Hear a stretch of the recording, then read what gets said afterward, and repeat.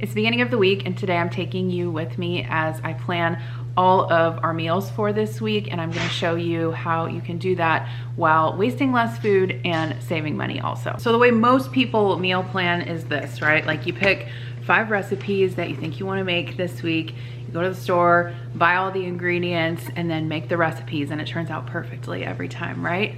No, that's not usually how it works, because typically, at least in my experience, sometimes you're overzealous and you overcommit, and so you end up with random ingredients in your fridge, freezer, and pantry that need to be used up. And so if you continue to do that week after week, just buying more groceries, hoping that you're gonna cook these 5 meals, that doesn't always happen. And so the method that I like to use is do an inventory of first what I have in my fridge, because typically that's what's gonna be going bad first. And last night's dinner that I made is a perfect example of this. So I had actually just gotten back from a weekend away after previously being gone for a week for work. I came back Friday night, and then Saturday I took Kira and one of her friends to Lollapalooza.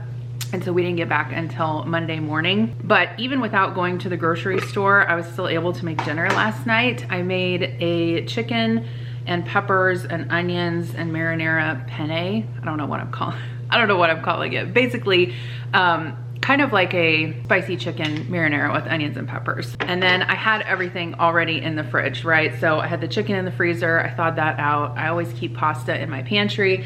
I had several peppers and onions that were like just on the edge of going bad, so I was able to use those up. I had some mozzarella cheese in the fridge as well, so I was able to make some caprese salad with some cherry tomatoes I had left over.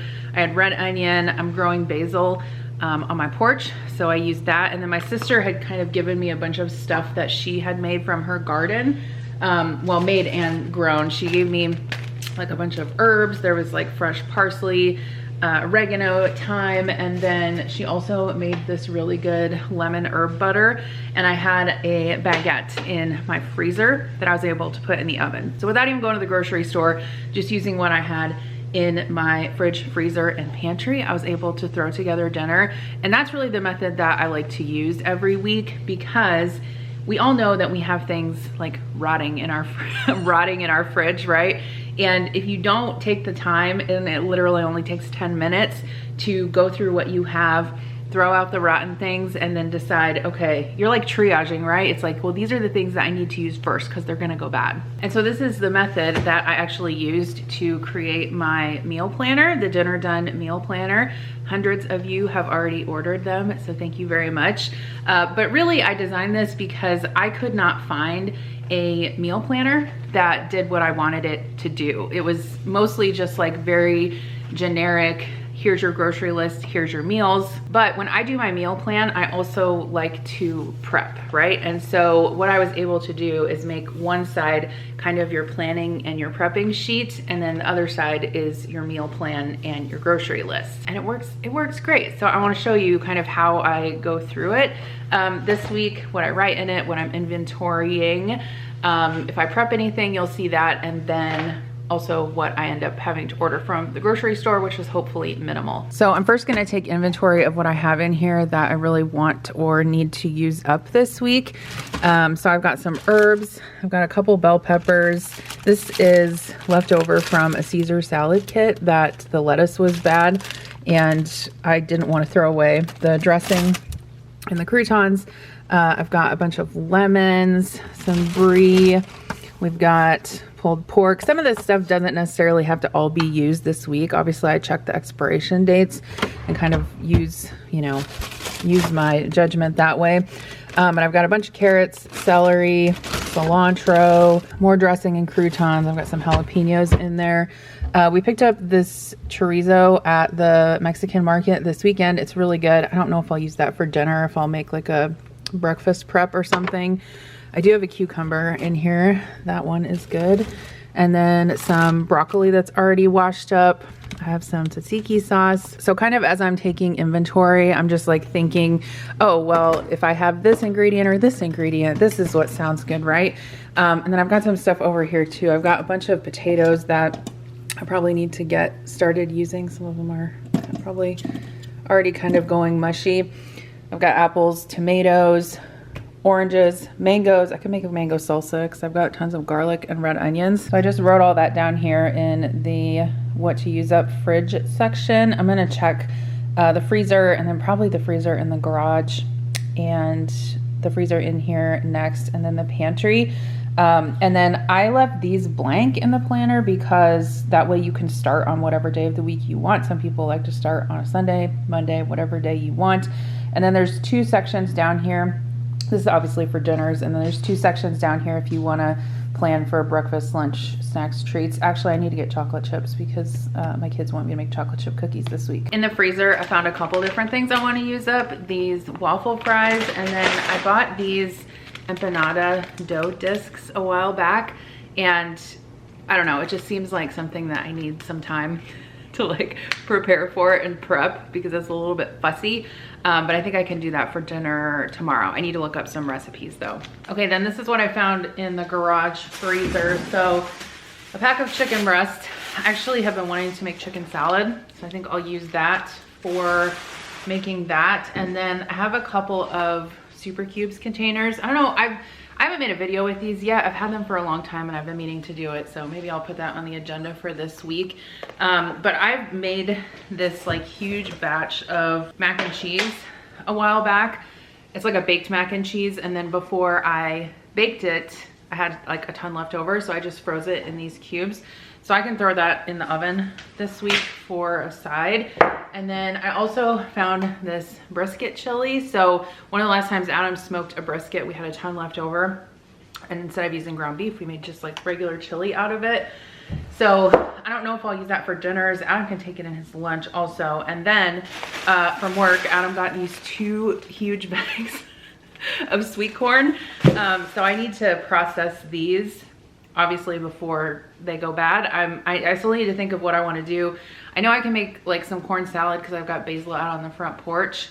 We could do corn on the cob one night, and then I might just freeze a lot of it also. So I think this is what we'll do. So for tonight for dinner, I've got ground beef always in the freezer also because we buy a half of a cow every year. I've told you guys about that before, but it's a big expense up front. It's about $1,600 between paying the farmer and then the meat locker for the processing.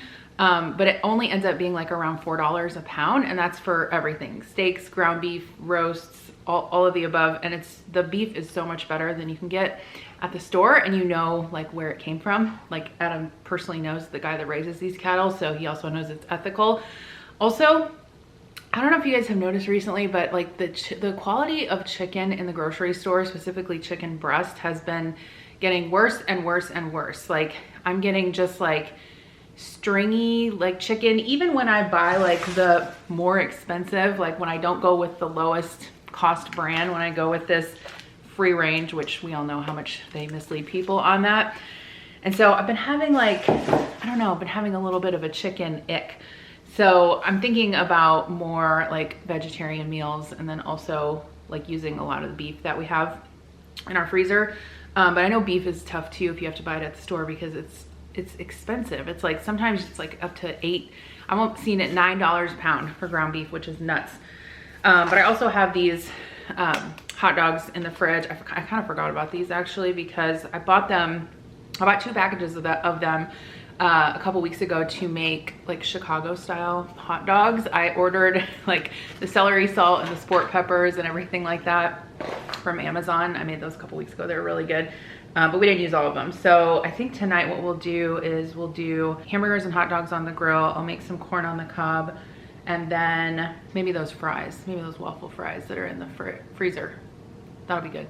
All right, so I already wrote in last night's dinner, even though we already made that. So we're gonna do, I'm right-handed, so to do this. There, that's better. Burgers, hot dogs, corn on the cob, and fries. I've got tomatoes also that I can slice up and serve on the side and with the burgers. I do need to get buns.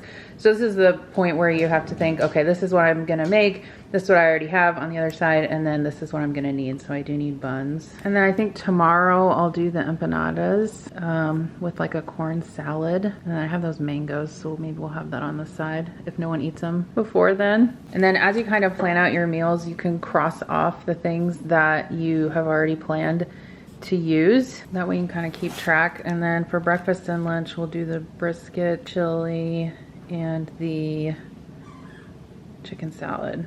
And then I also saw a bag of barbecue brisket out there that was in the freezer that Adam had smoked, so maybe we'll use that up. We'll do barbecue brisket. I have beans in the pantry. We can have that with mac and cheese, and then maybe I'll make a cucumber salad. So that uses up the mac and cheese, cucumber. I could probably steam up the broccoli with that too. Boom. And by the way, if you want to get one of these planners, yes, I make them all here myself in my office because I wanted them to be of high quality and I wanted to be able to control the quality. So I wanted to use really good paper, make sure that the covers were like hard laminated and waterproof. So I actually worked with an independent graphic designer to make the covers, and I think she did a great job. There's 4 covers to choose from. So I think this one's probably my favorite because I love rainbows, but this one is kind of like a bluish purple background with rainbows on it. And then this one is one of the most popular ones. I think actually this one with the food on the cover, I'm sorry, the light is like glaring off of it. This one with the food on the cover and then the smiley face one, those are the most popular ones. And then I've got this black one with different like pops of color on it also. So if you don't have one and you want one, I do have a 15% off code.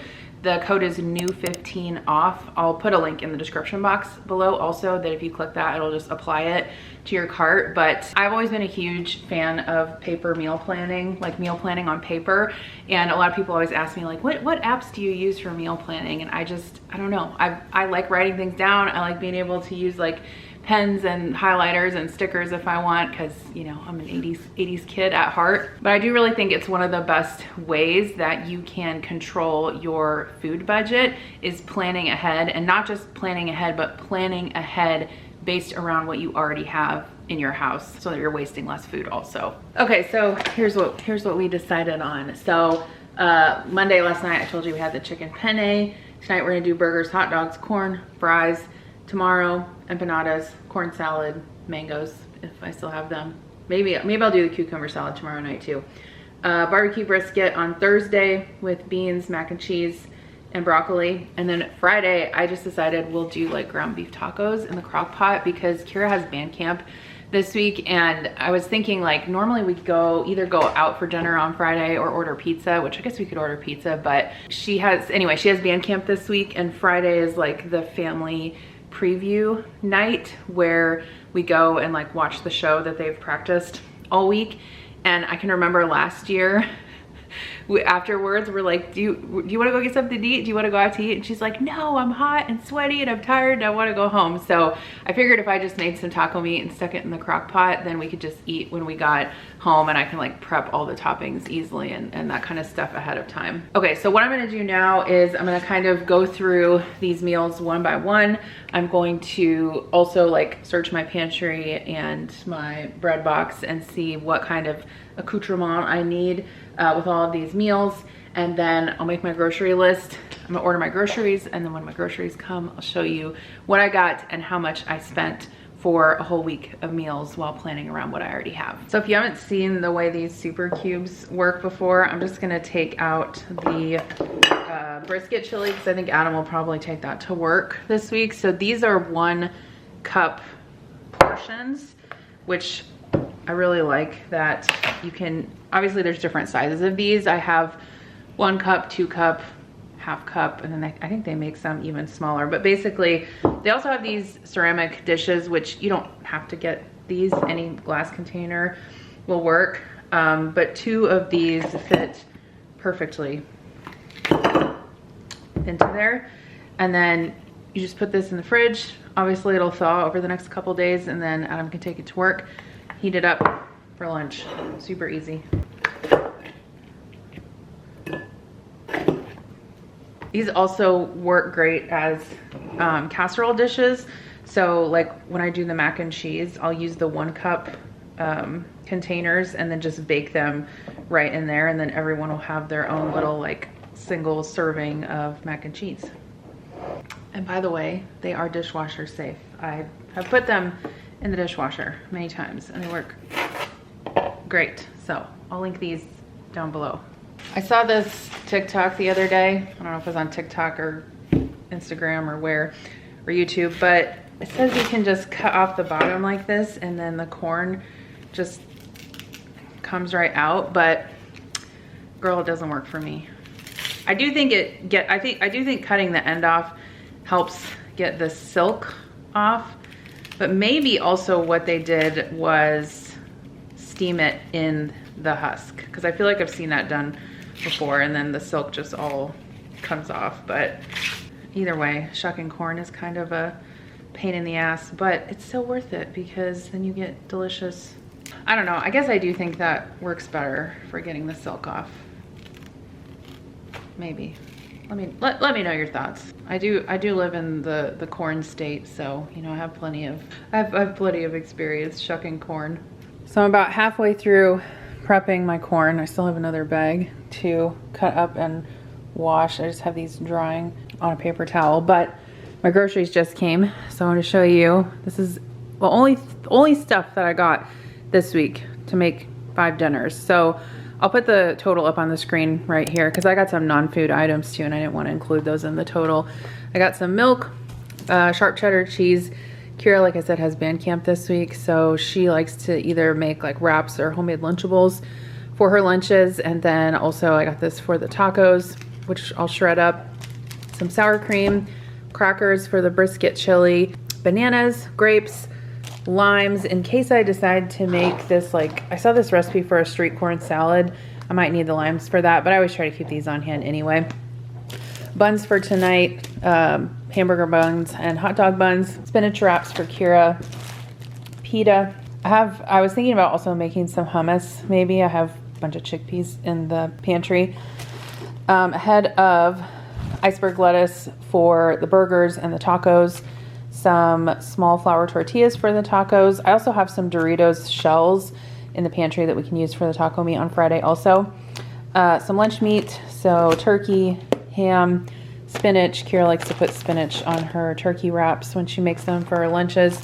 And then we got a 36-ounce bag of chocolate chips, so I can make chocolate chip cookies tonight. So when I make my burgers, I like to use wax paper to flatten them out easily so they're all the same thickness and they cook at the same rate, and then I just season them with Lowry's seasoning salt. I'm also trying a new method for my corn on the cob tonight. I saw this recipe online where basically you boil corn in water and a stick of butter and some salt, and you put like a cup of milk in there, and then you boil it for like 10 minutes or until it's tender enough for you. While the burgers were grilling, I set everything out, the buns, tomatoes, onions, pickles, mayo, ketchup, and mustard. And then depending on how hot your grill is, usually the burgers are like 4 to 5 minutes per side. And then I like to put the hot dogs on the top grill rack for the first part of the grilling because I want to make sure that they get heated through. I know some people like burnt hot dogs. I don't really prefer my grilled hot dogs burnt. So what I do is once I'll flip the burgers over and they're done, then I'll move the hot dogs down to like the main part of the grill and just finish them off until they are done to our liking. But whenever I make hamburgers on the grill, I always make hot dogs because my daughter Kira doesn't eat a whole lot of beef, so she will eat the hot dogs instead. And actually tonight the hot dogs look so delicious that I decided to have a hot dog as well with my corn on the cob, and it hit the spot and the burgers turned out great as well. Okay, I have to tell you guys how good that corn was last night. I've never made it like that before, boiling it with the milk and the butter, and it made it so sweet and delicious. I highly recommend that. But now it's the next day and I'm gonna make some chocolate chip cookies. So most recently I have been making my chocolate chip cookies with the Crisco recipe. So I can link this one down below because I'm sure it's online somewhere. But basically it uses shortening instead of butter. And I have found that I feel like it makes, I don't know how to describe it. Like it makes it a chewier cookie in a good way. And I was asking my grandma because I took some food over there a while back and I had made some chocolate chip cookies and I brought her some and I was asking her if she makes her chocolate chip cookies with butter or shortening, and she says she typically uses half each, so half butter, half shortening. I don't know, let me know what you guys do. I really like this recipe. I think it's good, and I just have in here some shortening, brown sugar, 2 tablespoons of milk, and vanilla. Okay, you always want to scrape the sides down because there will be little bits of sugar and stuff caught in there. And then while this is on, I'm going to add 1 egg. Scrape it down again. The only thing about this recipe is that it doesn't make as many cookies as the recipe I was typically using with the butter. I was just using the Toll House recipe on the back of the chocolate chip bag. So sometimes if I want more cookies, I double this one. All right, we're gonna add 2 cups of flour. So I can't remember when I made this video. It was maybe at the beginning of the year, but it was like turning my house into a grocery store or something like that. And I basically like bulk stocked up on a lot of stuff like flour, sugar, rice, chocolate chips, vanilla, like just stuff that I could keep in the pantry that I use all the time. And I tell you what, that has really been serving me well. I've had to, you know, replenish some of the things, flour and sugar namely, but it really cuts down on the stuff that you have to buy at the grocery store every week or 2. Okay, we need baking powder, baking soda, 3/4 teaspoon of baking soda. Do you guys like sift your dry ingredients together? I don't hardly ever do that when I'm making cookies. Okay, and then I'm gonna grab the chocolate chips. I have noticed too that chocolate chips are one of the things that's really gone up in price. Just adding the cup. I actually wrote an article over on my Substack about like grocery prices in 2026 and like what we can expect to go up, and like chocolate and sweets were one of them. Okay, that's it. So I've got my oven preheating to 375. All right, I've got my little cookie scooper here. When I was a kid, and I can remember like my mom and my grandma making chocolate chip cookies, I think actually, you know what, interesting story. I actually think my grandma had one of these because she passed it on to me. I think it's in the other drawer. But my grandma for a while worked as a lunch lady in the 60s, I think. 60s or 70s, I don't know, I'd have to ask her. And when she retired or left that job, they let her take one of the scoops with her, and she passed it on to me. But what I was gonna say is that whenever I can remember my mom making chocolate chip cookies, she would always just use 2 spoons. You know, like you scoop the dough up with 1 spoon and push it off with the other. But especially for making a lot of cookies, this is definitely more efficient. All right, I'm gonna put these in the oven while I scoop another tray, and I think we'll start with 9 minutes and see how they are. Okay, this is when you wanna take the cookies out. So you can see that they are like just slightly starting to brown on the top, but they still look puffy and they're not yet super brown on the bottom, just brown enough, because they continue to cook for a little bit. I'm gonna leave them on the sheet tray for like 2-3 minutes, and then I'll put them on a cooling rack. This is the best spatula I have ever owned. No surprise, it's OXO brand. I think if I remember right, it's pretty inexpensive too.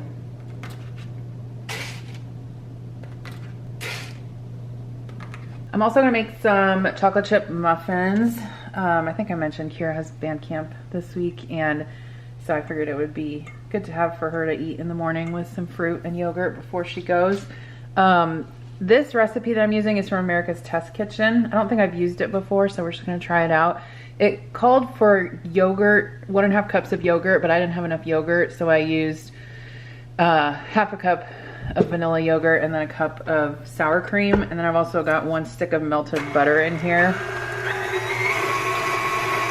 I'm gonna add 2 eggs, 1 cup of sugar, This is when it's nice to have multiple bowls and mixing utensils for your KitchenAid so you can dirty multiple things at once without having to wash bowls. Cups of flour. This makes 12 muffins, by the way. 1 tablespoon baking powder. I hate, do you guys make recipes off your phone? I hate it. I mean, I do it when I don't want to take the time to go print something out, but okay, tablespoon baking powder. I much prefer using a printed recipe. Half a teaspoon baking soda. And then it calls for salt. I'm not going to add salt because I used salted butter, and that will be fine. Okay, so we got flour, sugar, baking powder, baking soda, table salt, nope, yogurt, sour cream, whatever, eggs, butter, and then 1 cup of chocolate chips. Chocolate chips. Mix this in. This is the scooper my grandma gave me. I found it. It's like very, oh, it's not gonna focus, but it's very heavy duty. And I don't know where my like regular sized muffin scoop went. I assume it must have broken. I had to throw it away. This batter seems very thick, so I guess we're gonna see how this works out. We're gonna see how these bake up. I'm gonna have to be careful not to over bake them because with the batter being that thick, it feels like they could over bake. All right, here's how the muffins turned out. Is this the best chocolate chip muffin recipe I've ever made? No, absolutely not. Are they acceptable? Yes. Here's what it looks like.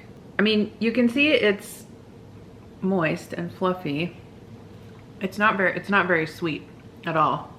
I actually think it would be better with mini chocolate chips so that you get like more little bits of chocolate in there throughout. Okay, I'm gonna make some chicken salad. So I thawed out these chicken breasts in the fridge overnight. So a lot of times when I make chicken salad, I'll cook the chicken in a slow cooker, but obviously it takes a while to do that. So I'm just gonna poach these in some water with some chicken bouillon. Okay, I'm not measuring. This is just Knorr chicken bouillon. Okay, and some water. Okay, and then I'm gonna bring this to a boil, turn it down to a simmer. It'll probably take, I don't know, 10 to 12 minutes. Okay, I got my instant read thermometer, so let's check. 53. Still needs like another, I don't know, 3 to 4 minutes, I would say. Okay, I turned the heat off and let it sit in here for a little bit, so let's check again. Oh yeah, that's done. All right, I'm just gonna add these to a bowl and let them cool. Okay, my chicken is cool. Now I just need to shred it up. So I got this not too long ago on Amazon, this meat shredder. I've had one previously and it was honestly really cheap, like a very cheap model, and it didn't work very well. This one is fantastic. So it actually grips the counter, and then it also has this removable tray, so you can pick it up and dump everything out in your bowl. I really love it a lot. I'll link it down below. I actually think this one was not that expensive either. I can't remember. Also, chicken salad. I have tested chicken salad both ways with diced versus, you know, shredded chicken. And I definitely prefer my chicken salad with shredded chicken. I just think the texture is better. See? That's freaking awesome. And then you just dump it in your bowl. Now I know you can also shred your chicken in a KitchenAid, but both my bowls are in the dishwasher, obviously, because I made muffins. I'm gonna use most of this for chicken salad, but then I'm gonna set aside just some plain shredded chicken. Connor really likes, he's been like obsessed lately with buffalo chicken quesadillas. I don't even, I don't even know if anyone else makes those. I'm sure people do, but it's just something that several years back I started throwing together with this buffalo chicken that I made in the Instant Pot, and like it's one of his favorite things. And it's very complicated. I'm just kidding, it's not. It's just shredded chicken, whatever buffalo sauce you want, and shredded cheese in a tortilla. So once I got all the chicken shredded up, I did let it sit in the fridge for a little bit just to make sure it was completely cool. But I'm kind of trying a new recipe for chicken salad. So I've been seeing a lot online about chicken salad chick, and I don't have one where I live. The closest one is like 45 minutes away. I've been wanting to try it and I just haven't yet, but I looked up some recipes online for their chicken salad and it says they puree their celery. So that's what I decided to do. I just put it in my little mini food processor. It worked great. And then it says they use Duke's mayo. So I put in a little over a cup of that. And then it says that they season their chicken salad with onion powder, garlic powder, salt, and pepper. And then obviously they have different types of chicken salad, right? Like I think they have like a buffalo one. They have one with like grapes and apples in it. I decided to do the cranberry one. I can't decide if I like it or not. And maybe it's just because I'm so used to the chicken salad that I always make, because I make mine a little bit sweeter. Like I typically make the dressing for my chicken salad with lemon juice, mayo, a splash of milk, and then I put like just a tiny bit of brown sugar in there. This is good. It's definitely good. I think it's just like personal preference. Do you like your chicken salad like super savory? Do you like, pickle relish in it? But it turned out okay. I'll definitely play with the recipe. Okay, now I'm making empanadas for dinner tonight. So this was, like, as I mentioned, a lot more involved than I thought it would be, but I did have time to do it tonight, so that's what I decided to do. I sauteed a pound of ground beef with some garlic and then added some seasonings. I'm using cumin and then some oregano and some cayenne pepper, and then obviously salt and pepper. This is kind of a play on a recipe that I have in my cookbook for spicy beef and potato tacos, but instead I'm using this for empanada filling.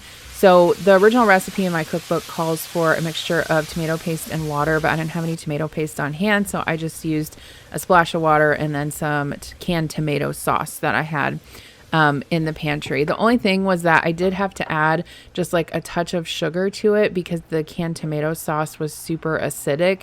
And then I boiled up some cubed potatoes on the side, drained those off, added them to the beef, and then just stirred that around. I tasted for seasoning, adjusted that, and then obviously you want to let the empanada filling cool before you make the empanadas. So I was kind of going back and forth on whether I was going to bake these or fry them or what I was going to do. And I just did not have it in me tonight to like deep fry a bunch of these because I just kept thinking, what happens if I start deep frying them and they start like busting open in the hot oil? Because I've had that happen with like crab rangoons and stuff before. And so I thought, you know what? I'm just going to bake them. So these little round empanada discs, I think I got these at Walmart. I'm pretty sure they're in the freezer section, but at any rate, if I can find them in my small town, you can probably find them where you're at. What you want to do is just put like a couple, no more really than a couple tablespoons of filling in each one. They really don't take much filling at all. And then you can put some egg wash on the edge and then just crimp the edges with a fork. So what I decided to do was put these all out on like a parchment lined baking sheet. And then I brushed both sides with oil. I'm going to bake them in the oven. I'll tell you more about how they turned out in a little bit. And then I had all this corn on the cob left. So we did share some with Adam's parents. But then I had like 8 ears left in the fridge. And so I thought, you know what, I'll just do like sauteed corn in a skillet with some butter, salt and pepper. It turned out great. Fresh corn, you just can't beat it. So I cut it all off the cob, put it in a skillet with half a stick of butter, a couple tablespoons of oil, and then just seasoned it with salt and pepper. And then I'll cook that over medium heat for like 10 to 15 minutes. So back to the empanadas, you can see that I'm drizzling these with some, actually this is an olive oil container, but I keep vegetable oil in it just because it's cheaper and I like to cook with it. I have a separate bottle of olive oil that I use for finishing and stuff like that. But anyway, were these empanadas as good as fried empanadas? No, absolutely not. Was the filling delicious? Yes, the filling was delicious. Was the crust as like flaky and tender as it could have been if I would have deep fried it? No. But it's also a weeknight and my family ate them without complaint. So, you know, there's that. Corn turned out good. I also cut up a bunch of fruit. So I had a couple mangoes that were ripe. So I cut those up and just put them into a bowl with some oranges and some grapes that I had on hand. You can see these are how the empanadas turned out. Again, I mean, good for baking, right? And then I had that with some corn and sour cream and salsa and obviously the fruit on this side. And this is what the filling looked like. I do recommend you make the filling. It's super delicious. That part I will say I have nailed down, and next time I will fry them for sure. So I'm up in my office editing this video, but before I close it out, I just wanted to show you guys how I make the meal planners. So these are the covers, and I print these out on a color printer on high quality cardstock. And then I have a laminator here. I laminate them with like the thickest laminate available so that they're super heavy duty and durable. So I already have like several of these already printed out. So if you guys order one, I'll make it like right after you order it and ship it out like this day or the very next day whenever you're watching this. And then this is the laser printer that I use for printing the inside pages. So I use like the highest quality paper, like the thickest, highest quality paper that I can get, and it's laser printed on both sides. And then I use these high quality black coil bindings, and then every package gets like a freebie too. So you'll get like a pen and a highlighter and then some stickers. I still have a bunch more freebie pens and highlighters in here to package up. And then this is the binding machine that I purchased. It's an electric binding machine, so it has a pedal. So basically I just put the paper in here. I can punch it with my foot. And then I take the paper and I bind it with the cover, and that's it. I also have like these fun stickers that I put on the outside of the package. This label goes inside the package. And then I have this matching tissue paper and packing tape also. So if you want to get 15% off your whole order, I have stickers in the shop too. You can use code NEW15OFF, and I'll have that link in the description box below. And thank you for watching this video and seeing how I planned and made some of my meals this week without spending a ton at the grocery store. In fact, under $50. I'll see you in the next video. Bye.